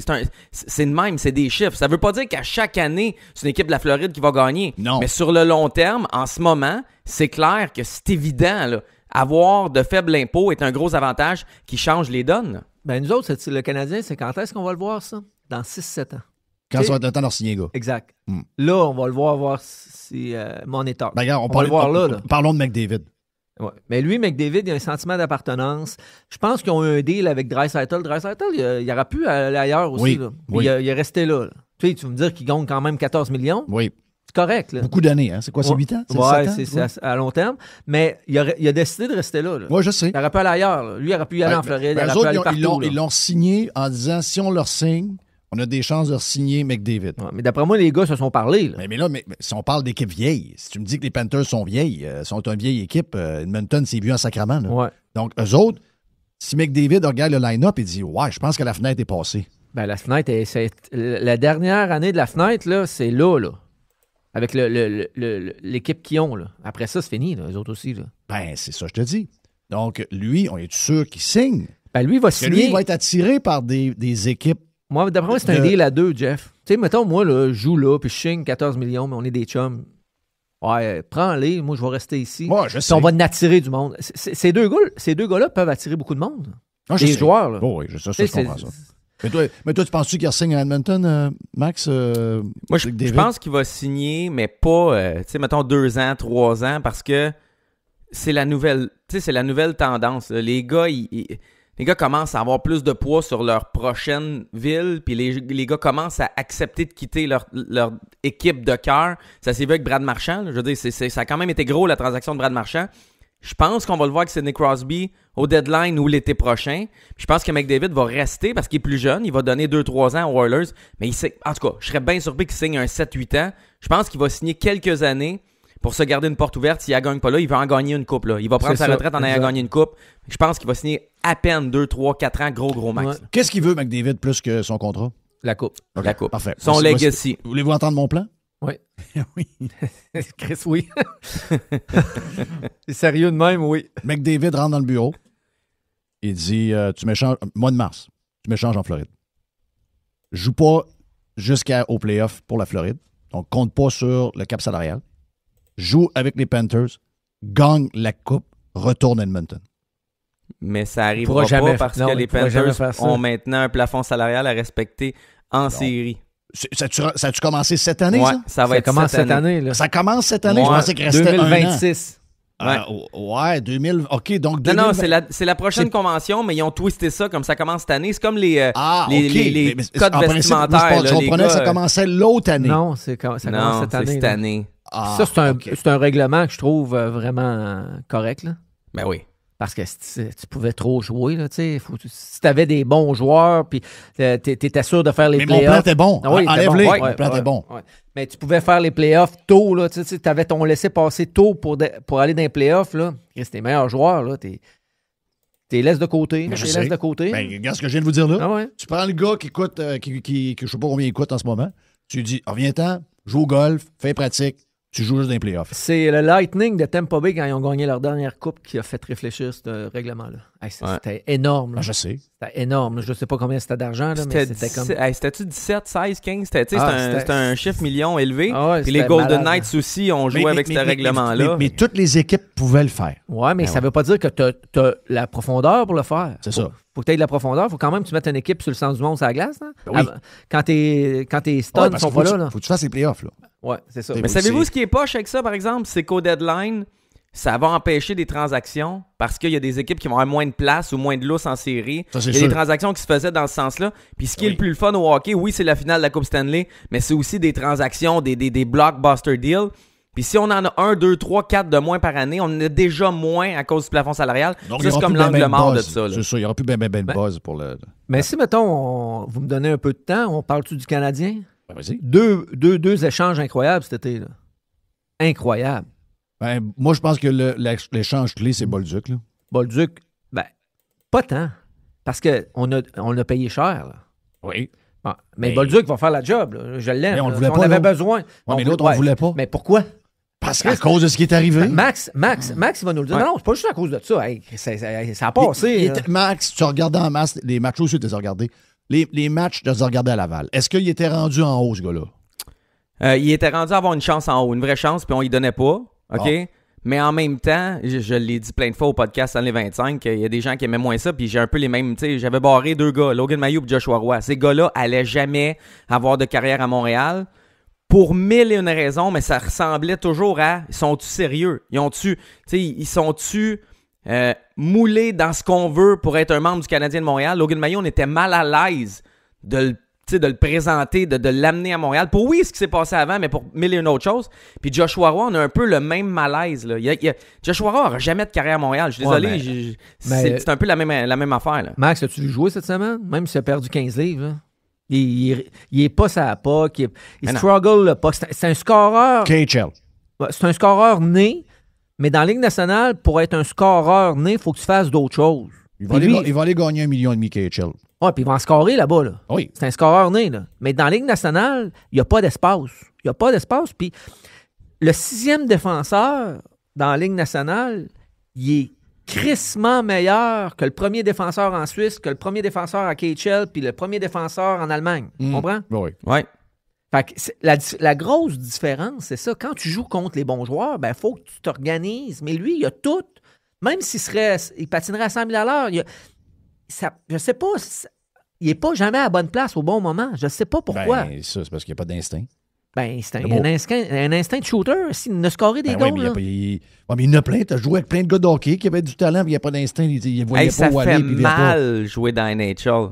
Oui. Ça fait mal. T'as mal après une game. Si t'as pas mal... Il faut que ça va faire mal. Exact. Puis je suis pas convaincu que Joshua Roy est toujours prêt à avoir mal. Puis l'autre affaire, cet été, là, quand il y a eu un article dans TVA Sport, il est en meilleure forme de sa vie. Il a fait du CrossFit tout l'été. Je veux dire, être bon en CrossFit, ça veut pas dire que tu vas être bon ça glace. C'est deux affaires différentes. Puis il y a même un préparateur physique pro qui m'a appelé, qui m'a expliqué. C'est un peu n'importe quoi parce que il y a de la surutilisation de certains muscles, fait qu'on augmente les probabilités de blessure en faisant du CrossFit puis en jouant au hockey après.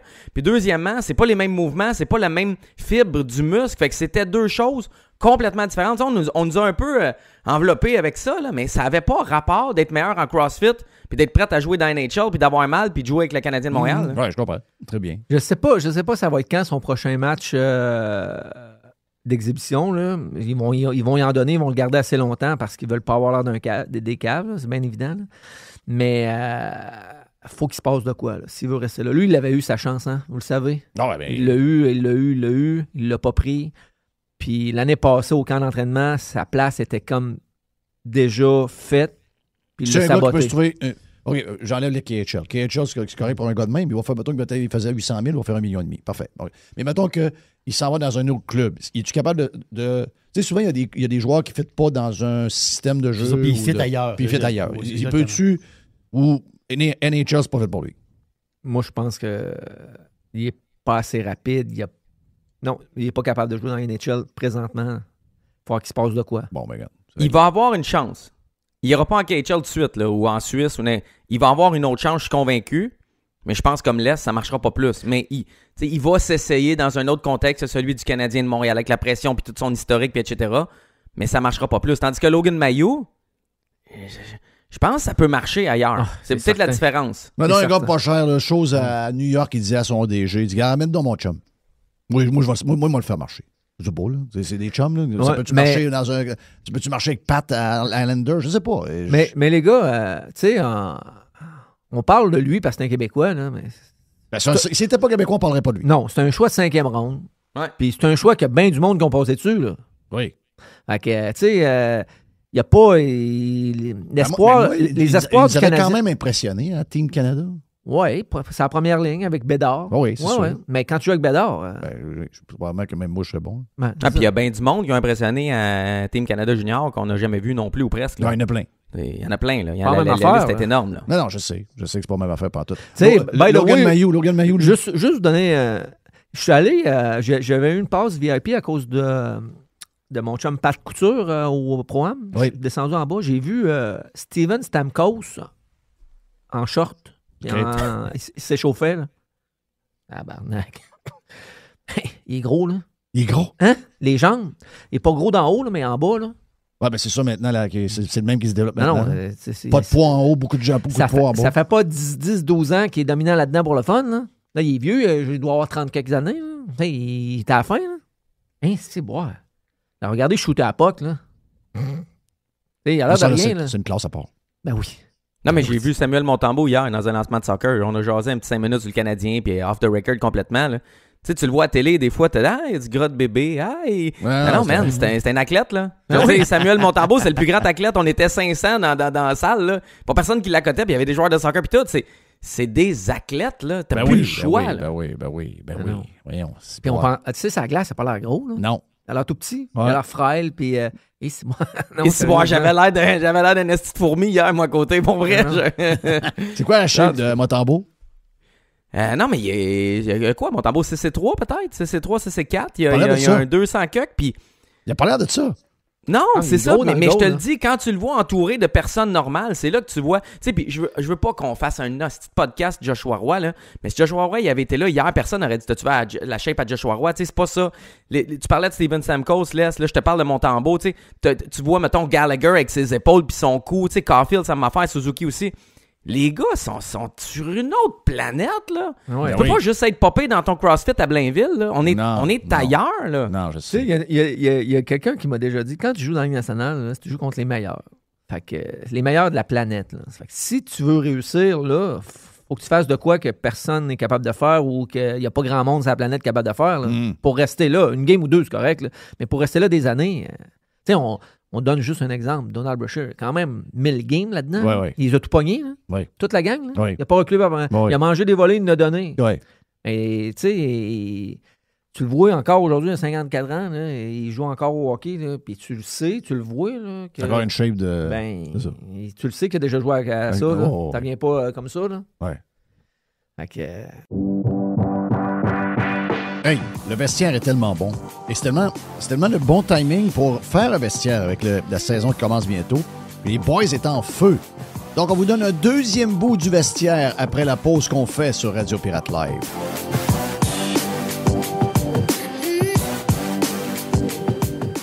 How do you do? RadioPirate.com. Radio Pirate. RadioPirate.com. Excellent vestiaire. Jerry, avoue, excellent vestiaire. Extraordinaire. Là, c'est bon. Là, c'est... Regarde. Puis Max, ben lui, c'est naturel. Parce Max, qu'il en fait c'est un beaucoup, pro. là. C'est un pro, exact. Mais Les, c'est pas un gars de radio, là. Mais non. Pas un gars de micro, là. C'est ça qui est drôle. Donc, Max et Les dans le vestiaire, partie numéro 2. Mais c'est drôle, pareil, hein, tu parles de Montembeault parce que as-tu remarqué qu'on a été des années de temps à parler du crise de goalers? Puis là, finalement, les goalers, on a comme des goalers corrects, puis ils font un job. Puis finalement, on n'est même pas inquiète d'avoir Montembeault. Puis on a pas de gros noms en parenthèse. Non, mais il n'y en a pas de saga de goalers, ça fait du bien. Tu visais à moi, ça, les gars, quoi? Non, j'ai pas ça dessus ça. Je me sens visé, là. Regarde, prends-les sur toi si tu veux, mais c'est pas de ça que je parle. Généralement. Tu sais, avant, c'était goaler. Toi, t'as raté, calice, le goaler. Là, c'est comme, vois-tu, on a une équipe qui bâtit, puis le goaler, on a un goaler correct. Fait le job. Hey, mets un pied de céleri avec tes pantoufles, là, tes panthères. Ouais. Tu gonges pas, là. Arrête. Non. Arrête, Oublie ça. Hey, il a gaulé sa tête toutes les playoffs, ton goaler. Come on. Donc, 10 millions par année, ton goaler. Il a donné à peu près 1 à 2 mauvais buts par game, comme n'importe quel crise de goaler. Donc, 10 millions par année, ton goaler. Ben oui, ben trop. C'est bien trop. Je vais le voir. Regarde, on a la preuve à Montréal, Montembeault, je sais pas combien il gagne, mais correct, lui. Mais je pense que votre point est bon en saison. En saison, tu n'as plus nécessairement besoin d'un top. Une fois en playoff, par exemple, c'est une autre ligue. Puis un goaler top, qui a la confiance de tout le monde, qui change des games avec un save de fou, ça change encore la réalité. En saison, je pense que tu as raison, Jeff. Un moment donné, là, Carey Price, Samuel Montembeault, si l'équipe est bonne, puis elle joue bien, puis la défensive est bonne, puis tout, on va passer au travers. En série, il y a encore des preuves à faire, je pense. Hey, on n'a pas réglé le cas de... Parce que je sais que Les... Il est un peu comme moi. Je sais que Mailloux... Moi, personnellement, je pense que Bolduc, c'est une excellente acquisition pour le Canadien. Parce que des gars qui shootent et qui ont des bonnes shots, ça fait un job. Et qui frappe. Qui frappe. Bon size. Bon kid aussi. Il va être capable probablement de prendre la pression de ce qui se passe à Montréal. Puis, il y a une couple de joueurs que... Slav, moi, je suis pas convaincu, ce gars-là. Là. Donc, tu sais, ça en prend de la profondeur. Mais je sais que Mailloux va... Tu sais, probablement que le Canadien va dire « Hey, j'ai gagné mon échange ». Mais moi, je pense que Saint-Louis, dans 4-5 ans, va dire « On a vraiment gagné l'échange Ouais. ». Je pense que Mailloux va être un super de bon défenseur. Puis à Saint-Louis, ils savent qu'ils ont perdu un bon joueur. Mais je lisais ce qu'ils avaient écrit dans le journal à Saint-Louis. Puis les gars, ils ont perdu un bon joueur. Mais on a ramassé quelqu'un qui va vraiment, vraiment bien nous servir dans les prochaines années. Mais Jeff, ça se peut qu'un échange soit win-win pour les deux. Ça en est une. Oui, ça en est une. Je pense que oui. Parce que là, quand il jouait avec Robert Thomas, là, c'est le même type de joueur que Suzuki. Là. Oui. Fait que là, c'est Slavkovski qui est là pour un bout. Ils vont lui donner de la corde en premier, mais si jamais il ne fait pas le job, là, ça se peut que ce soit lui. Ben, mardi, quand Slav s'est blessé, c'est lui qui a monté sa première ligne. Mm-hmm. Puis il a pas mal fait, là. Mm-hmm. Fait que ça se peut qu'on ait trouvé un ailier pour jouer avec nos deux Oui. meilleurs joueurs Parce de l'équipe. Parce que Slav, la POC saute sa palette. Je sais pas pourquoi. Là. J'ai un peu de misère avec nos derniers premiers choix. Là. Lui, Randbiker. Ouais. Je sais pas ce qui va arriver avec lui, là, mais il va falloir qu'il se fasse saucer dans la... Là, on peut pas dire que c'est Timmins. Non. On dit ça pendant 15 ans. C'est Timmins. Non, c'est pas Timmins. Hey, l'avez-vous vu se faire burner sur un Ça, j'allais échappé? dire. Mettons là, que t'arrives de la Lune, l'Est, ou je sais pas, t'es allé travailler en Arabie Saoudite 3 ans, là, puis tu reviens, puis on écoute une game ensemble, puis c'est la dernière game préparatoire, puis là, je te demande, le 64, là, d'après toi, il a été repêché en quelle ronde? Hey. Tu me réponds quoi? Pour vrai, là? Moi, je pense que c'est un joueur invité. Hey, il est pas fort, il y a rien. Là. Hey, il a fait des revirements là, à la ligne bleue. Là. Je pense qu'il en a fait 2-3. Il repêche trop jeune. Ben, Puis il repêche le trop jeune. problème, le problème, c'est que les défenseurs, quand tu repêches un défenseur défensif ou complet, avec un de tes top choix, là, c'était quoi? C'était 5e overall. Là. C'est le début de la première ronde. C'est risqué. Puis souvent, il y a des recruteurs qui vont te dire « Hey, les défenseurs complets, les défenseurs défensifs, tu repêches pas ça top 10, tu repêches ça après. » Puis, tu sais, tu regardais, c'est David Jiricek, puis Simon Nemec, puis il y en a plein de défenseurs repêchés très haut qui ont même pas de place encore dans la NHL, puis qui n'auront peut-être pas. On avait repêché, je sais que c'est pas la même affaire, mais David Fisher, il y a 20 ans, chez le Canadien. Faut que tu fasses attention. Ces choix-là, là, top, là, c'est du talent qu'on veut. C'est du Demidov, c'est du Leo Carlson. C'est ce genre de joueur-là. Quand tu essayes un long shot sur un valet de cœur, tu sais, Jack of all trades comme David Randbiker, ça se peut que ça finisse mal, ça se peut que tu aies de la pression, parce que les gars de talent qui étaient disponibles, ben, il est clos ailleurs, tu les vois donner le spectacle, puis toi, tu regardes ton défenseur défensif qui a de la misère à faire sa place, c'est risqué, là. Mais, tu sais, j'en ai parlé avec David Desharnais qui a joué dans la Ligue de Suisse A. Oui. C'est très fort, là. On s'entend, ceux qui viennent pas de la Suisse, qui sont importés dans ces ligues-là, il y en a 3 ou 4, peu importe. C'est des bons joueurs qui ont déjà joué dans la Ligue nationale, mais c'est sur la fin de carrière. Ouais. Lui, là, ce qui a brouillé les cartes, là, c'est qu'il a commencé à jouer là à 17 ans dans cette ligue-là. Okay. Il a connu une fin de saison incroyable. Là, il pensait que là, tu comptes des hommes. Là. Mais ce que David m'a dit, tu sais, c'est une bonne ligue, mais c'est pas la Ligue nationale. Là. La patinoire est beaucoup plus grande. Oui, c'est un autre game. Ça frappe beaucoup moins. À cause de la grosseur de la patinoire. Les défenseurs ont beaucoup plus de temps pour relancer l'attaque. À cause de la grosseur de la patinoire. Exact. Ah oui. Là, quand tu arrives ici, ben, si t'es bon avec une seconde... Tout est plus collé. La bande est plus collée. Les gars sont plus proches. C'est pas le même temps de réaction. En tant que défenseur, tu as le temps de relancer l'attaque avec une seconde, mais là, tu en as une demi-seconde. Ouais, si t'es pas capable de t'adapter, Chris, t'es mort. Tu pourras jamais jouer. Puis ce que j'ai vu, mardi, c'était ça. Garde la rondelle beaucoup trop, puis il se fait prendre. Hey, Chris, tu joues en Ligue nationale, là. Puis dans la Ligue américaine, j'ai regardé l'année passée en série, j'ai quasiment regardé toutes les games en série, puis il sortait pas, là. Puis Max, il y va. Il pourra nous le dire. Ah non, mais même affaire que toi. Puis c'est parce que il va te faire 2-3 actions top qualité. Puis si tu fais une vidéo highlight juste avec ses top actions, tu fais comme, OK, lui, il l'a. Mais c'est à l'inverse, si tu fais une vidéo avec ses moins bonnes actions, c'est pas un 5e choix overall. Un 5e choix overall ne ferait pas ces erreurs-là ou ces mauvaises prises de décision-là. C'est ça qui est inquiétant. Puis là, quand il a été repêché, on avait déjà des petits problèmes de genoux. OK? Et peu importe ce qu'ils vont dire, l'agent disait non. Son genou enflait. Il était en compétition internationale, ses genoux enflaient. Il y avait déjà des attelles par moment. Il s'en vient ici, passe des examens, ça prouve qu'il y a des petits problèmes au genou. Il se blesse au genou, il se fait opérer, il revient, il sort du line-up à Laval l'année passée. Puis là, on nous dit qu'il est top shape. On nous dit que ses genoux sont corrects. Il joue encore avec des attelles, mais sont corrects. Si c'était à cause des genoux, c'est plus supposé d'être un facteur. Puis si c'était pas à cause des genoux, ben c'est inquiétant en tabarouette parce que ça veut dire que le gars, il a de la misère à suivre. Genou, pas genou. Là. Vous comprenez ce que je veux dire? Dans un angle ou dans l'autre, il y a matière à avoir inquiétude avec David Randbiker. Puis je ne sais pas combien de temps ça va prendre pour qu'on aille la vraie version. Laisse, combien d'années tu donnes pour un défenseur comme Randbiker d'avoir ton opinion finale? En ce moment, t'es comme moi, t'es inquiet. Sans quel âge, là? Ça lui donne quel âge? Là, il doit avoir 20 ans. 20 ans, ouais. 19-20 ans, ouais. Défenseur, défensif, on s'entend, c'est toujours plus long. Ben, défenseur défensif, je suis pas certain qu'ils l'ont repêché comme défenseur défensif. Il disait qu'il avait une bonne attaque. C'est un gars qui relançait l'attaque puis tout ça. Ben, pas là. Mais là, l'affaire, c'est qu'on a du temps. Parce que notre brigade défensive, là... Elle est bonne, là. Elle est bonne en très crise. bonne. Ah ouais. Moi, je ne change pas. Ma brigade que j'ai là... Ouais, très bon. Oui. Non, je la change pas. C'est qui ton 6e, là? C'est Jacky ou Struble?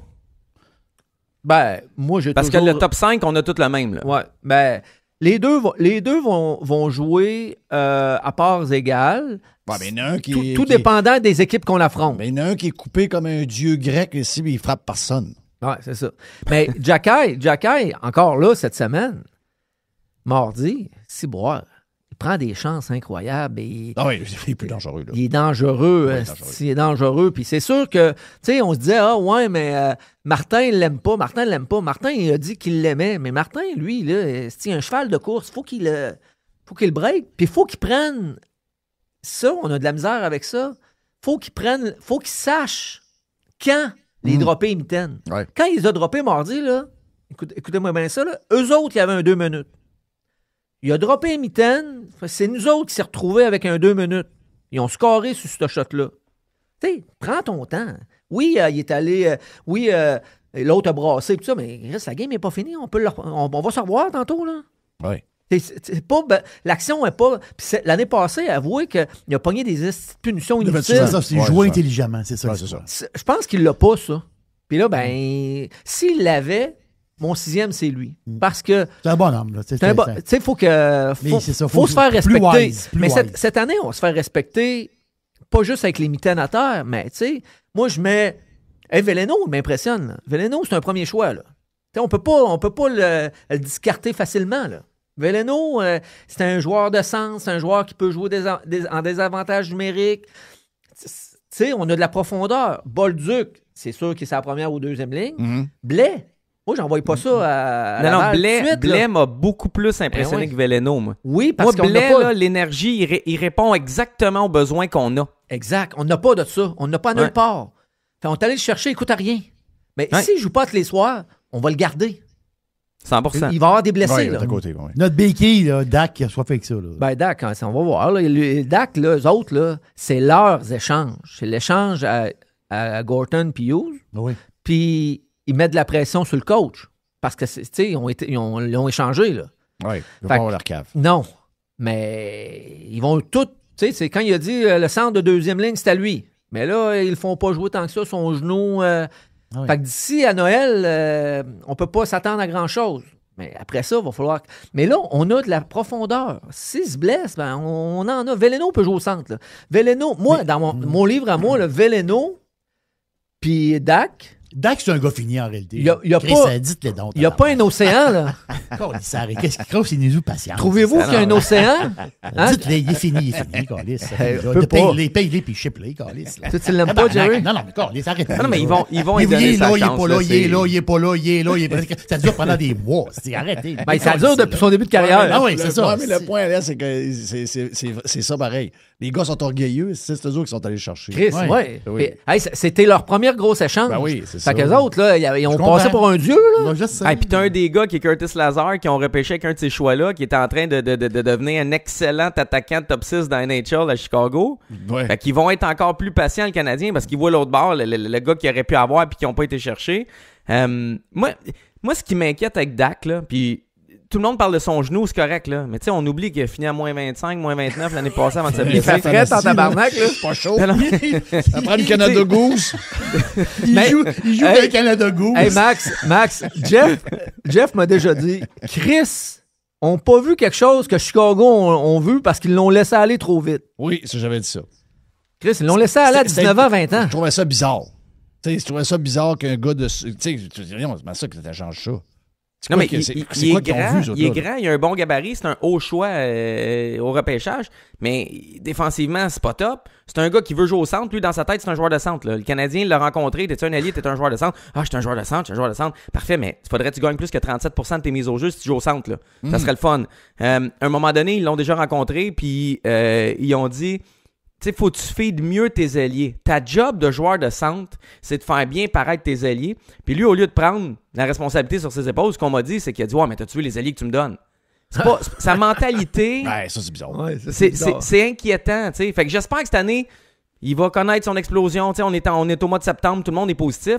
Mais il y a quand même une coupe de yellow flag avec Kirby Dak. On va pas parler du jeune russe. Tu vois, la deuxième ligne, c'est qui? Tu mets-tu Demidov tout de suite en partant avec ces deux-là? Ben, ça va être ça au début. Combien de temps, je ne sais pas. Lui, possiblement là, pas longtemps. Là. Lui, là. Ouais. dans les 5 prochaines années, ça va être la vedette dans la ligue. Là. Ah, tu parles de Demidov, pas de Laine, hein, juste être sûr. Non, pas de Laine. Hey, lui, je vais dire comme Jerry, lui, il est fini en tabarnak, Laine. Quand le coach dit, lui, il faut pas qu'il ait la POC. Non. Tabarnak, ça va bien. Faut que tu joues avec la meilleure version de lui-même, là. Ouais. C'est la meilleure. Lui, il faut pas qu'il ait la POC. Mais je vais vous donner une affaire sur Lightning, OK? Je vais vous surprendre là-dessus. Moi, là, tu sais que je fais partie des gens qui ont une théorie que ça prend un club pour faire les playoffs, puis après ça, il faut que tu développes en même temps un club qui va te donner un autre style de vrai, Tu le prends pendant l'année pour te donner une coupe de goal. Mais Chris, dans ta tête, il n'est pas dans ton plan pour les playoffs. Ah non. Il est dangereux. Puis, à part en power play, là, c'est un danger public, ça glace. Hein? Puis là, quand tu joues avec, là, les gars sont intelligents. Là. Le coach dit faut pas qu'il y ait la POC. Puis toi, t'es le centre, puis t'es l'autre allié avec. Là, t'es 2 contre 5. Là. Oui. T'es 4 contre 5. Là, parce que lui, là, Chris, là, il est pas là. Là. Lui, là, il est aux fraises. Essayez de tomber sur les games des 4 nations. Là. Il est aux fraises, hein, Jeff? Si, bois qui est aux fraises. Non, il ramasse des fraises, il chante des tunes. Mais quand la POC, elle arrive sur le bord du net, par exemple. Ah ouais, c'est correct. Il y a une shot. Mais c'est un esti de trio, ça, pareil. T'sais, on est en train de parler de Laine. Il gagne 9,1 millions réels là, cette année. Là. 9,1 millions, puis on sait pas quoi faire avec. C'est capoté. Là. Ouais, mais ils l'ont donné pourquoi, tu penses? Ah oui, une autre affaire. Ils te l'ont donné pourquoi, tu penses? Chris, les autres étaient contents, tu vois. Ils ont vu ce style d'énergumène-là arriver habillé en fille, tu vois. Il s'habille comme une fille, Chris. Il y a du Kitex, vous, je vais le faire. Lui, c'est un Yel. Ah oui, c'est un Yel. C'est un Tuts. Mais oui, il est content de jouer à Montréal. Il l'a dit, toi. Il est resté tout l'été à Montréal. Ben oui, il est content. Il faisait les parades de mode.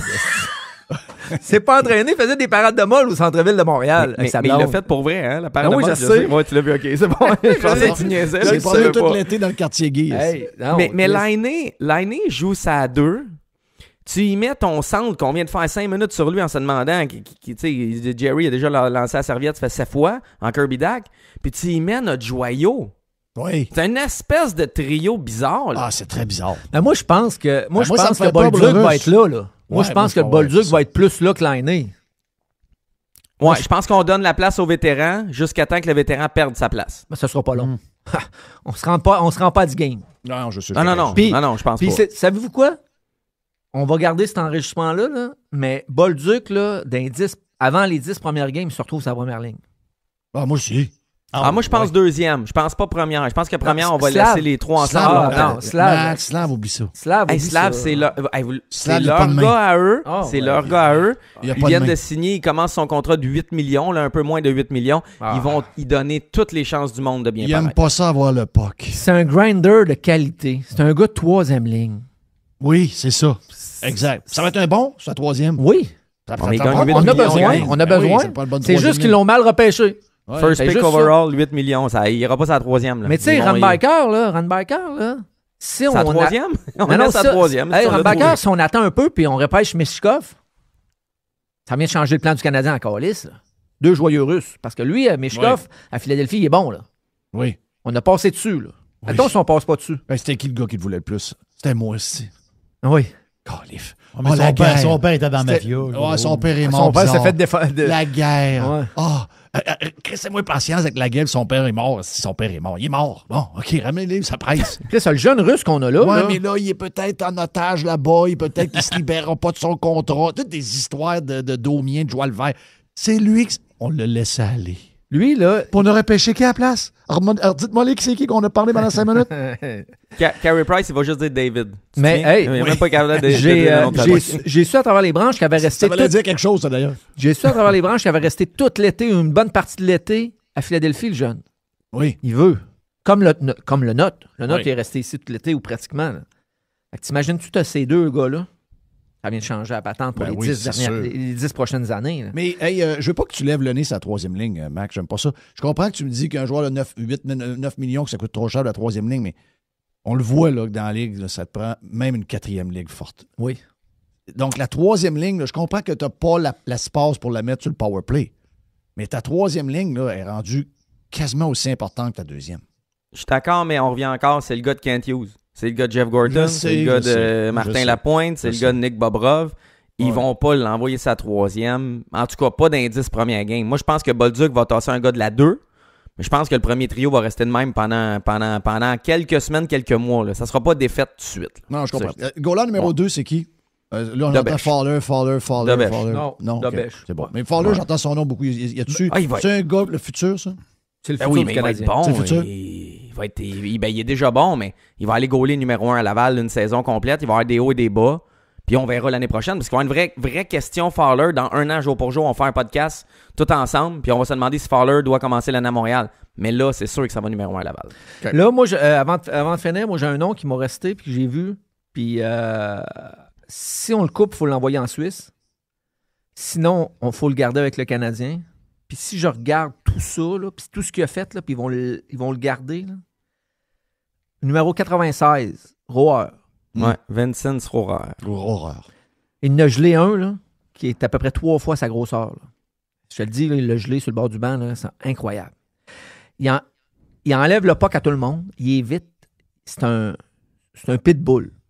Un Gallagher quand il a commencé. Ouais. C'est ça, on en a besoin. Tu le mets où? Je ne sais pas où on le met. Tu le mets où? Je ne sais pas. On le gardera probablement pas. C'est pas parlé de Gallagher. Mais oui, Louis, on n'a pas parlé, mais lui, il faut y trouver un spot. Là. L'année passée, il a pas mal joué. Là. C'est le 3e. 4e. Là. 4e. Ils font une ligne de vétérans. Là. Gallagher, Anderson, puis Evans. Après moi, ça va être ta ligne de gars safe. 4e ligne, ça. 4e ligne? Mais c'est excusez-moi, c'est une bonne 4e ligne. Une des meilleures 4e lignes de la Ligue. J'aime ça. Ouais. J'aime ça dans ça. T'arrives en série, tu leur donnes plus de minutes 4-3. Là, tu comprends pas. Là, il y a une affaire que tu n'as pas compris. C'est qu'on on a une équipe. Là.